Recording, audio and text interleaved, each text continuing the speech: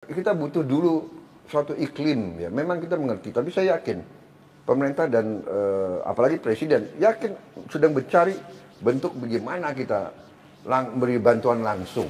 Sudah ada banyak upaya kita, ya, sudah banyak sekali. Dan saya katakan bahwa saya yakin dan percaya bahwa Presiden Jokowi hatinya utamanya adalah selalu mikirin bangsa dan rakyat. Karena itulah saya mau kerjasama. Betul. Ya kan? Yuk, cek videonya. Luar biasa, guys. Mungkin fraksi Gerindra yang paling banyak ketemu dengan tokoh-tokoh buruh dan sebagainya. Betul. Dan bisa dikatakan dari permintaan tuntutan buruh 80% sudah diakomodasi di dalam Omnibus Law ini, Undang-Undang Cipta Kerja ini. 80%. 80%. Ya, kita tidak bisa 100%. Ya, namanya politik negara, kadang-kadang kita harus mengerti, kita ada kebutuhan ini, kebutuhan itu, ada keperluan, ya kan? Kita butuh investasi dari mana-mana. Dan kita harus tahu di zaman sekarang, di era global ini, perusahaan itu gampang dia pindah. Pabrik-pabrik sudah diasuransi.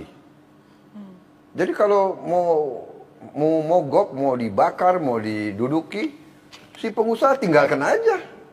Pabriknya sudah diasuransi kok. Mana dia mungkin untung. Pabriknya aja suruh bakar atau suruh apa, dia pindah. Modalnya pindah, transfer pakai digital, modalnya sudah pindah ke Vietnam, pindah ke Kamboja, pindah ke Thailand, pindah ke India, pindah ke Bangladesh. Jadi sekarang ini, saya tahu ini buah simalakama dilema. Jadi pemimpin buruh ini dilema.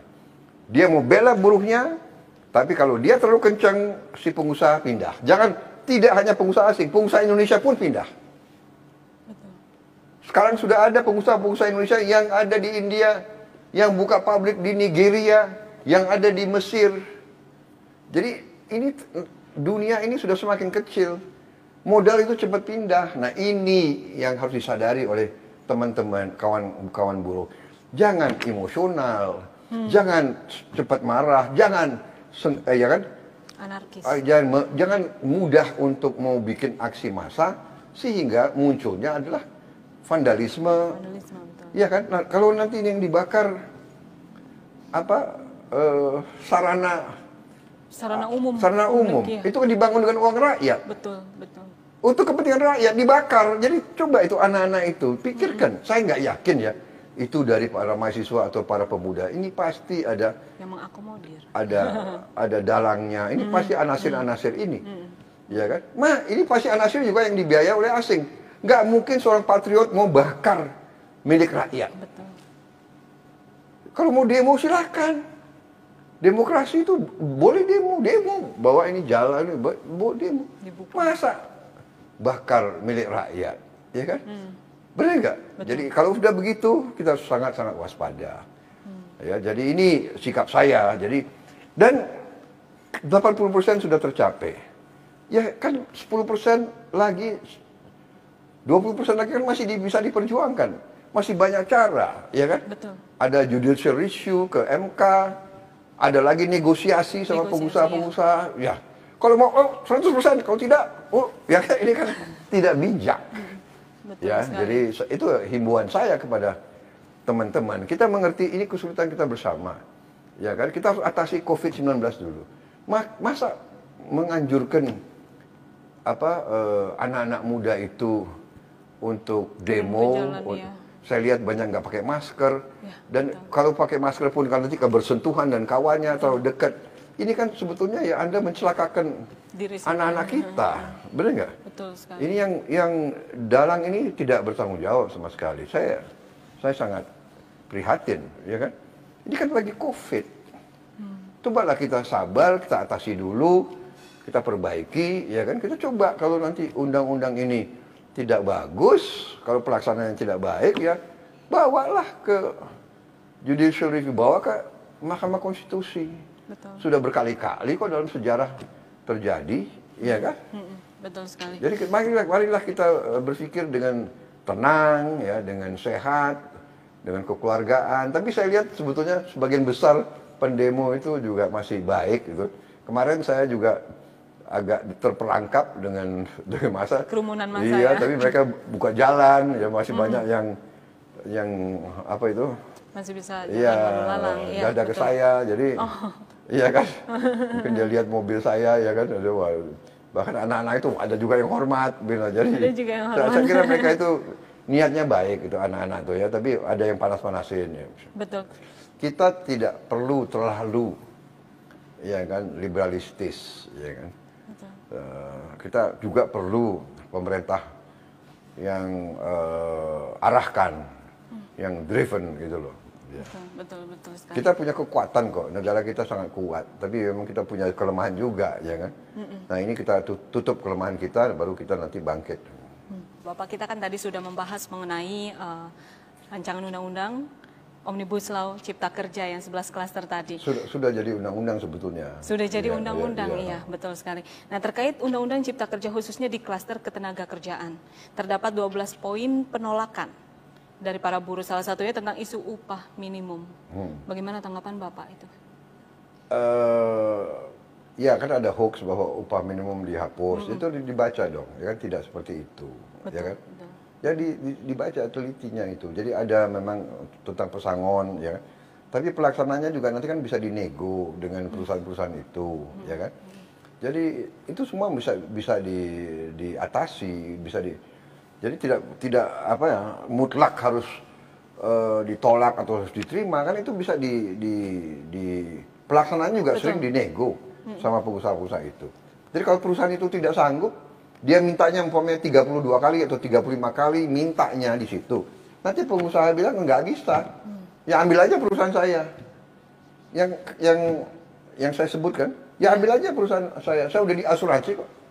Ambil aja alat-alat itu. Saya pindah aja. Kan saya nggak mampu. Kondisi ekonomi ini kayak begini.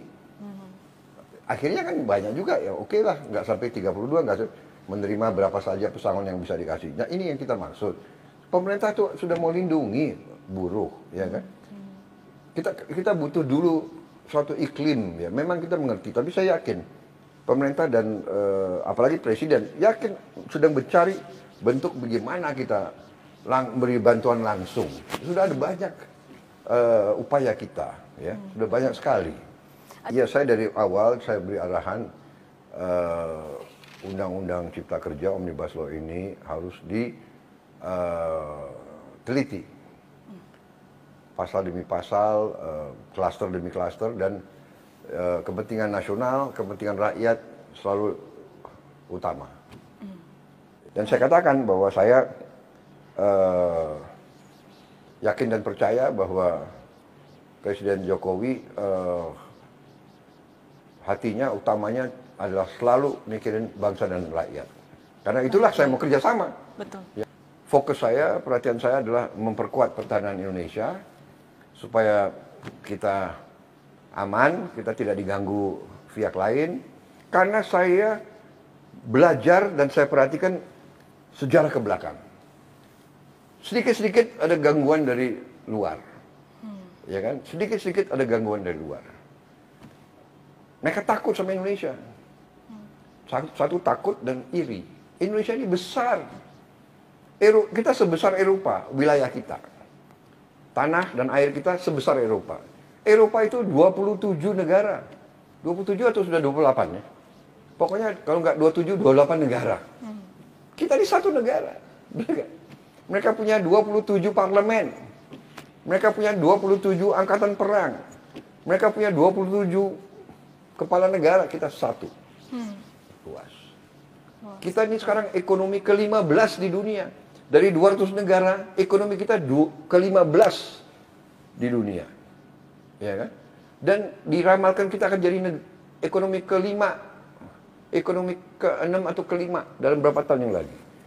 Ya saya berharap untuk rakyat, bahwa rakyat itu percaya sama pimpinan bermaksud baik, percaya sama sistem kita berusaha, dengan segala kekurangannya kita berusaha perbaiki sistem itu.